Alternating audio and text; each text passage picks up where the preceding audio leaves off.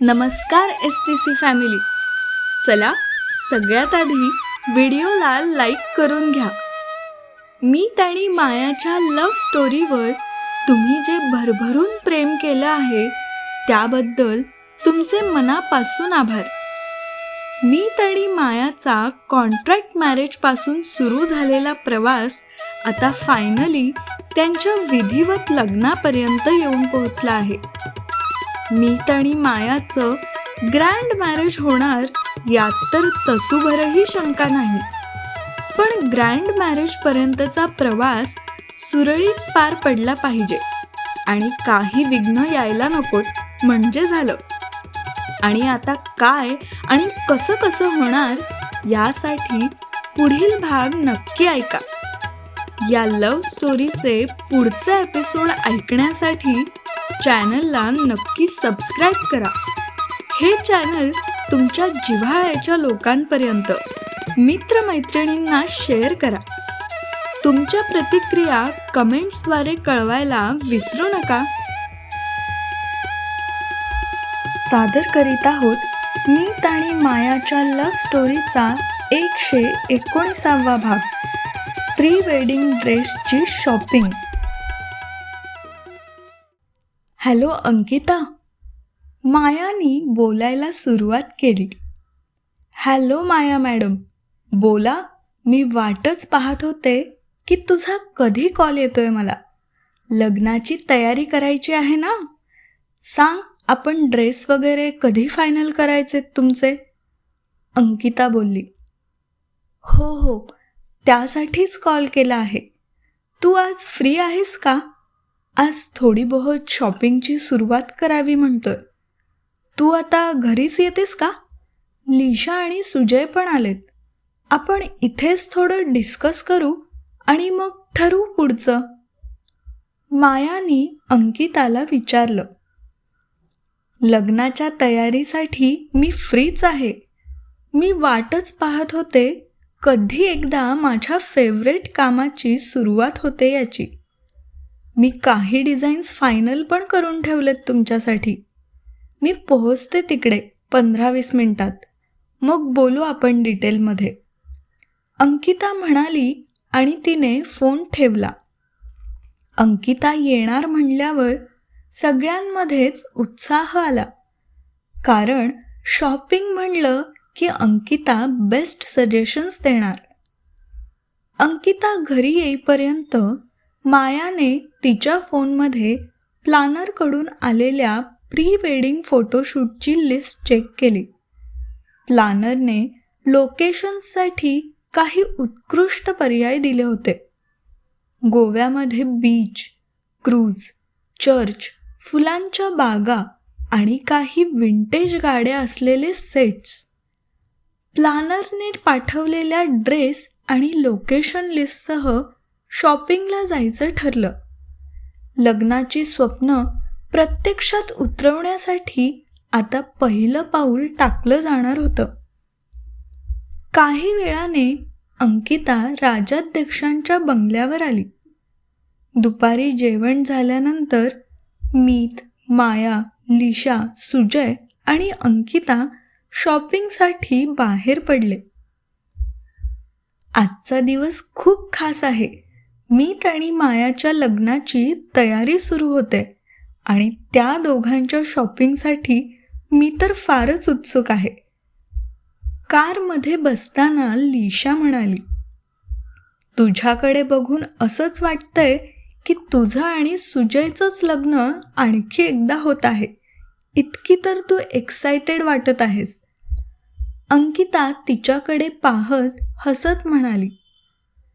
लिशा आणि सुजय तिच्या या वाक्यावर हसले.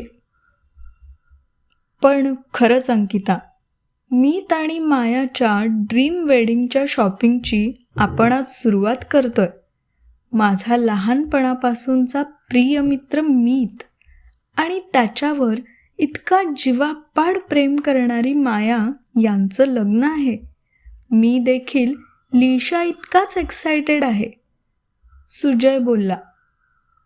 काही वेळात सगळेजण समीक्षा राऊत यांच्या मॉडर्न फॅशन या प्रसिद्ध डिझायनर स्टोअरला पोहोचले. गेल्या वेळी माया लिशासोबत मॉडर्न स्टाईल स्टोअरला गेली होती. त्याच समीक्षा राऊतच्या स्टोअरपैकी हे एक स्टोअर होतं. पण लग्न आणि त्यासारख्या समारंभांच्या शॉपिंगसाठी हे स्टोअर फेमस होतं. उच्चभ्रू ग्राहकांसाठी हे स्टोअर म्हणजे एक पर्वणीच असल्यासारखं होतं. सगळ्यांनी स्टोअरमध्ये प्रवेश केला आणि एका वेगळ्याच वातावरणाची अनुभूती त्यांना झाली. स्टोअरचं बाहेरचं दार लक्ष वेधून घेणारं होतं. मोठी काचेची दारं आणि दोन्ही बाजूंना सोनेरी पानांनी सजवलेली रचना होती. प्रवेश करताच समोर प्रशस्त लॉबी होती, जिथे एक मोठा झुंबर लटकलेला होता. त्याचा प्रकाश मखमली गालिचांवर पडत होता. जणू स्टोअरचं सौंदर्य अधिकच खुलवत होता. दुकानात प्रवेश करताच भव्य शोकेस आणि एलिगंट ड्रेसच्या रॅक्सने सगळ्यांचं लक्ष वेधून घेतलं. मायाच्या डोळ्यात आनंद आणि आश्चर्य दिसत होतं. मीत आणि मायाकडे पाहून ते कोण आहेत हे ओळखायला स्टोअर मॅनेजरला जास्ती वेळ लागला नाही.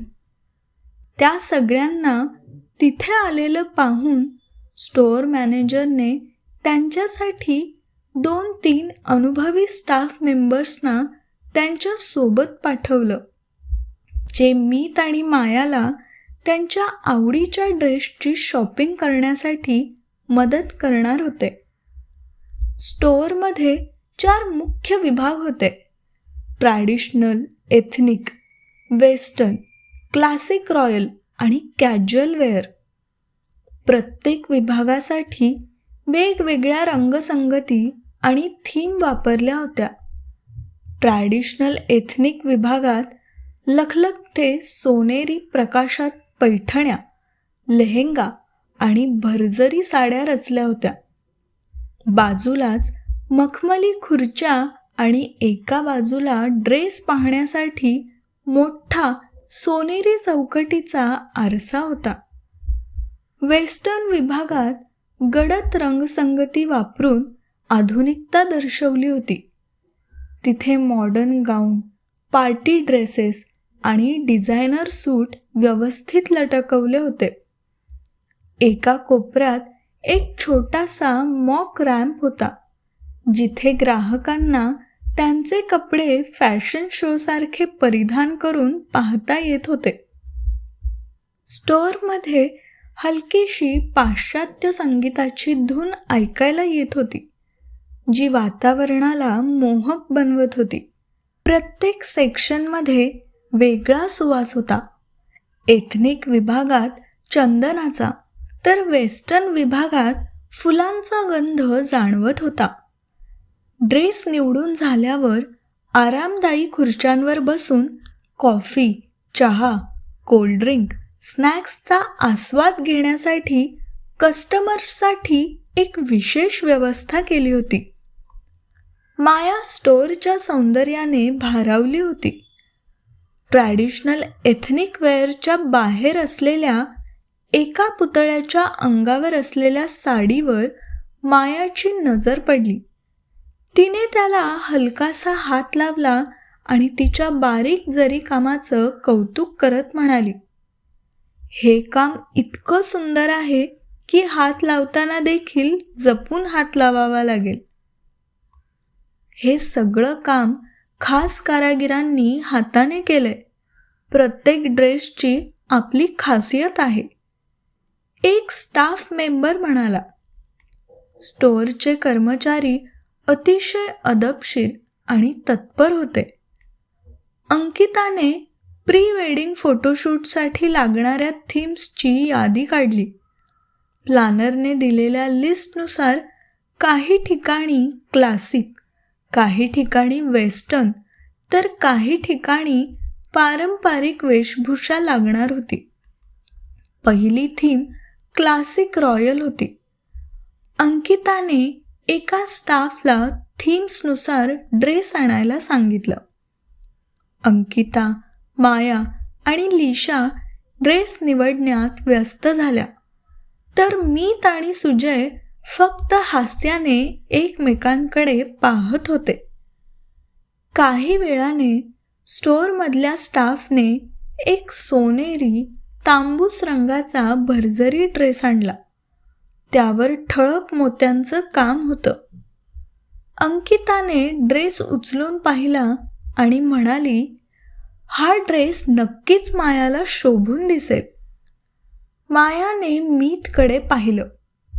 त्या ड्रेसबद्दल मीतचं काय मत आहे हे तिला जाणून घ्यायचं होतं. तुझं सौंदर्य कशावरही खुलून येतं. मीतच्या नजरेतूनच मायाला हे जाणवलं. मीतसाठी क्लासिक थीमसाठी एक काळ्या रंगाचा मखमली सूट निवडला गेला.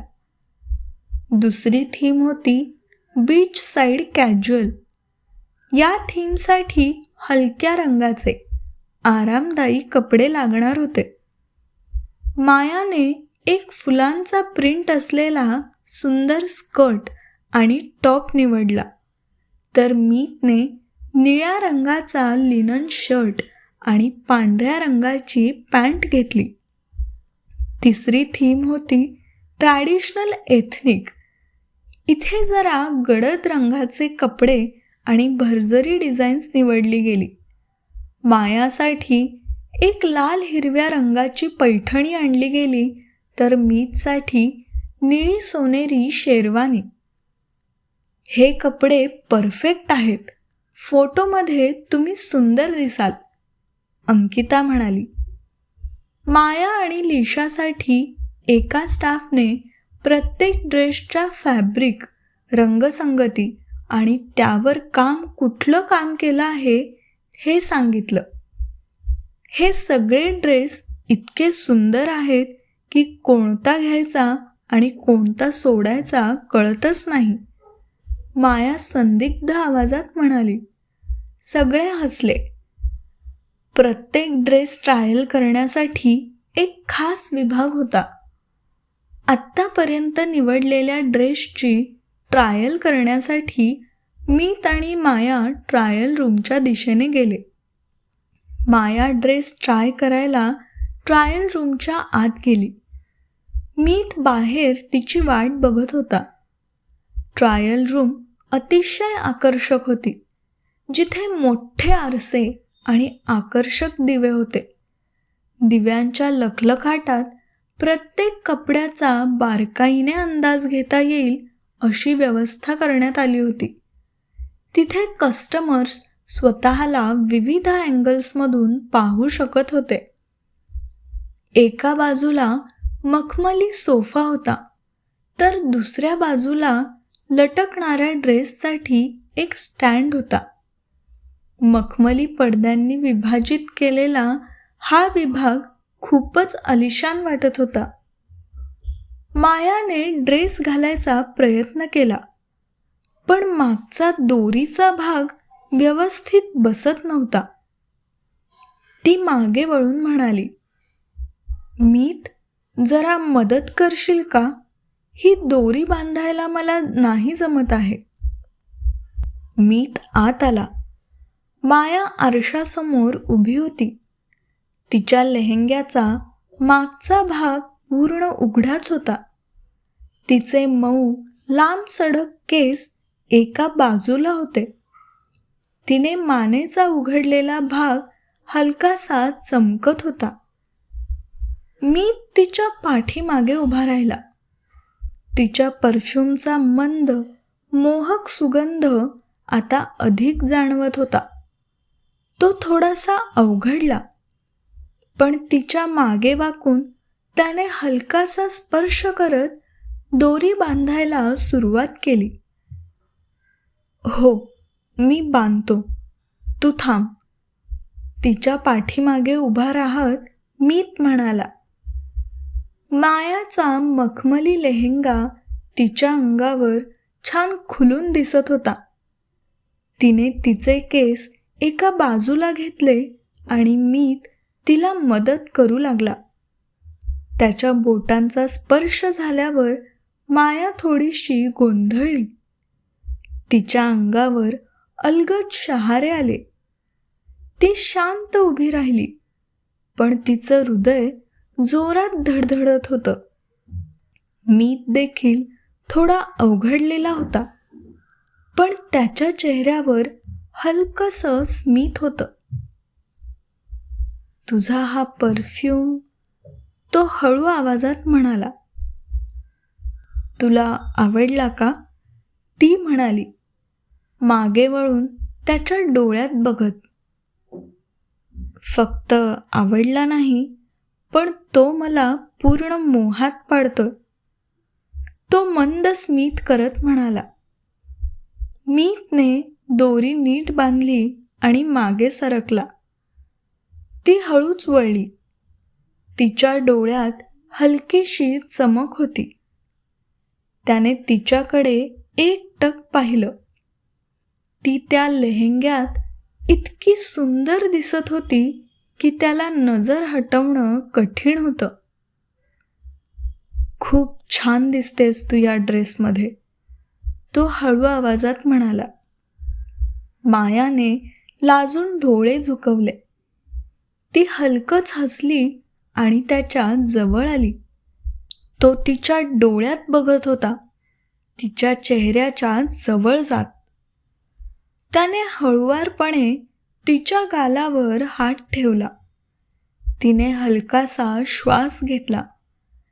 तिचं मन त्याच्या स्पर्शाने वेडावून गेलं होतं. त्याचे हात तिच्या कमरेभोवती सरकले आणि ती त्याच्या मिठीत हरवली. तो क्षण जादुई होता. मीतच्या चेहऱ्याजवळ तिचा चेहरा आला. त्याच्या ओठांना ओठ लागण्याच्या अगदी जवळ होता, पण अचानक तिने स्वतःला थांबवलं. ती हळूच मागे सरकली. माया आरशासमोर स्वतःकडे बघत होती, तर तो हलक्या हास्याने तिला बघत होता. हा ड्रेस खरंच तुझ्या सुंदरतेला अजूनच खुलवत आहे, मीत म्हणाला. आणि तू माझं आयुष्य खुलवत आहेस, माया हसत म्हणाली. ट्रायल रूमच्या बाहेर निघाल्यावर लिशा आणि सुजय दोघांना थोडं चिडवत म्हणाले, अरे इतका वेळ ट्रायल रूममध्ये काय चाललं होतं? दोघंही लाजले, पण त्यांचं प्रेम त्यांच्या डोळ्यात स्पष्ट दिसत होतं. मायाचे ड्रेस ट्रायल करून झाल्यावर आता मीतच्या ड्रेसची वेळ आली होती.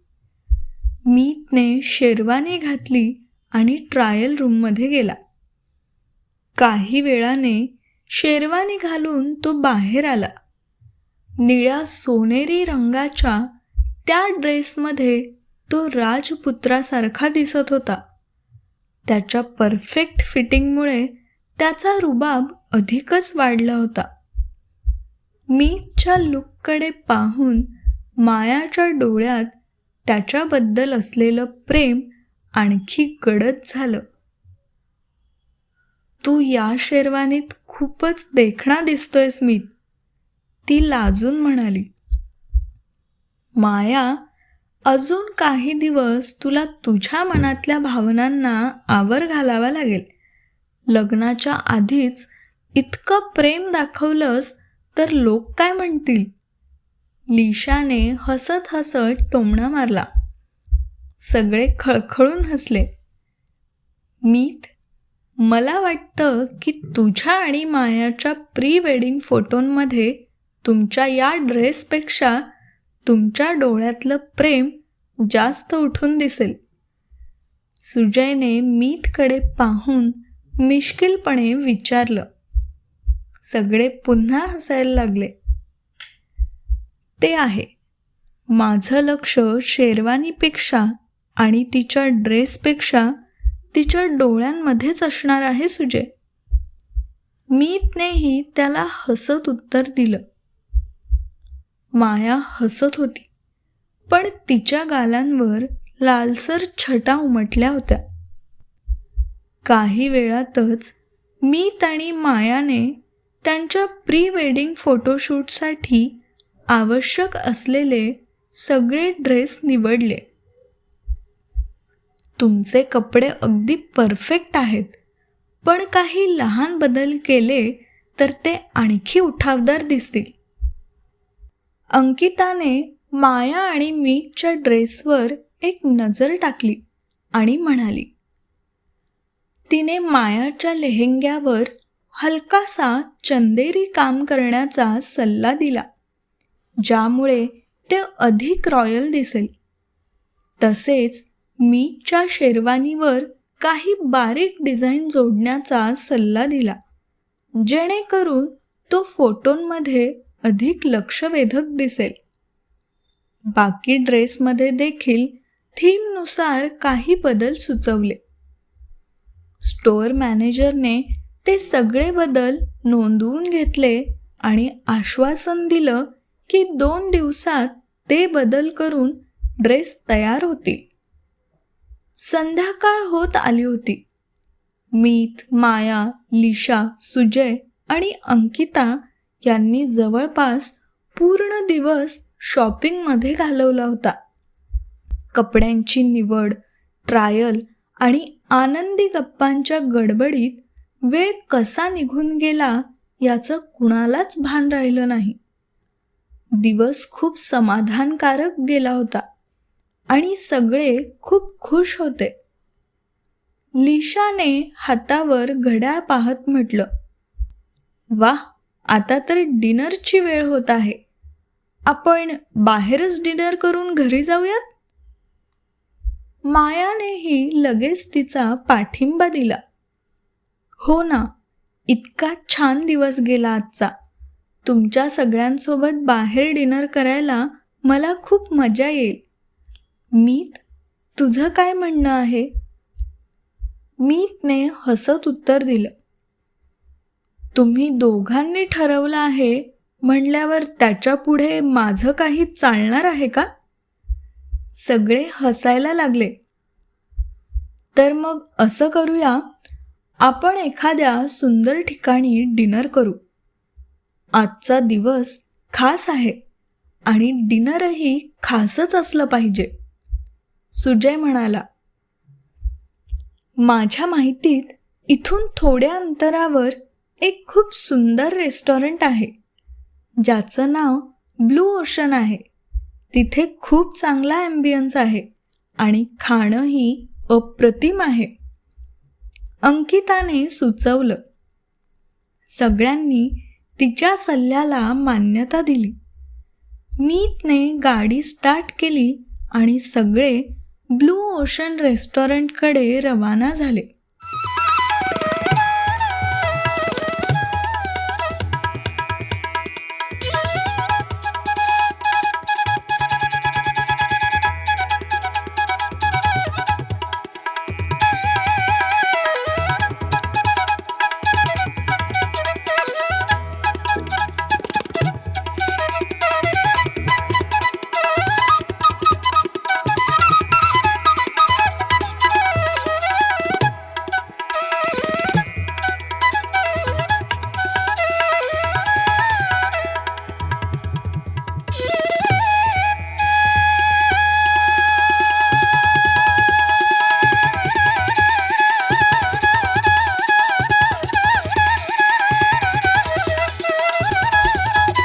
आमची ही गोष्ट तुम्हाला कशी वाटली ते आम्हाला कमेंटद्वारे अवश्य कळवा.